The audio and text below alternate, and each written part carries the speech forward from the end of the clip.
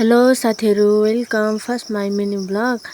हजुरहरूले देख्दै हुनुहुन्छ यो चाहिँ कहाँको भिडियो हो भने यो चाहिँ अस्ति म मधेसदेखि पहाड आउँदाको भिडियो हो। अनि मैले बाटोमा थोरै क्लिपहरू क्लिक गरेको थिएँ, हेर्न सक्नुहुन्छ। अनि हजुरहरूले हेरेर सबैभन्दा धेरै माया गरिदिनु होला। यो हो मैले पढेको कलेज। अनि मैले भिडियो बनाएको थिएँ आउँदो बाटोमा।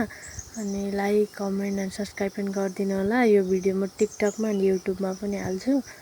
हजुरले हेर्न सक्नुहुन्छ यो हो मैले पढेको कलेज। अनि म चाहिँ अस्ति उता मधेसबाट यता खोटाङ आएको थिएँ नि त। अनि बाटोमा थोरै क्लिपहरू मैले धेरै भिडियोहरू खिचेको छु। थोरै गरेर भिडियोहरू बिस्तारै हाल्छु। मलाई एडिट गर्नु लास्टै झ्याउ लाग्छ नि त, त्यही भएर मैले भिडियो खासै हालेको छैन।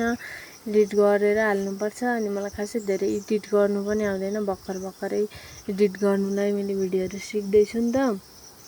एडिट कसरी गर्ने अनि कताबाट के काट्ने, कुन कुरालाई कहाँलाई जोड्ने, त्यस्तोहरू चाहिँ खासै धेरै आउँदैन क्या। त्यही भएर बिस्तारै सिक्दैछु। हजुरहरूले यो भिडियो हेरेर एकदमै धेरैभन्दा धेरै माया गरिदिनु होला भन्न चाहन्छु म। यो हेर्न सक्नुहुन्छ हामी उता गाडीबाट आउँदाखेरि बाटोमा मैले भिडियोहरू बनाएको थिएँ। अनि म अगाडि बसेको थिएँ नि त। अनि गाडीमा फेरि सिट नमिलेर सिट नपाएर यस्तो झ्याउ भएको थियो, अगाडि कोच भएर बसेको थिएँ। अनि बिचरा सानो बुनुसँग एउटा दिदी हुनुहुन्थ्यो, छोरीसँग नानीसँग। अनि कस्तो अप्ठ्यारो गाह्रो भएको थियो उहाँलाई। अनि मलाई पनि बस्नु एकदमै गाह्रो भइरहेको थियो।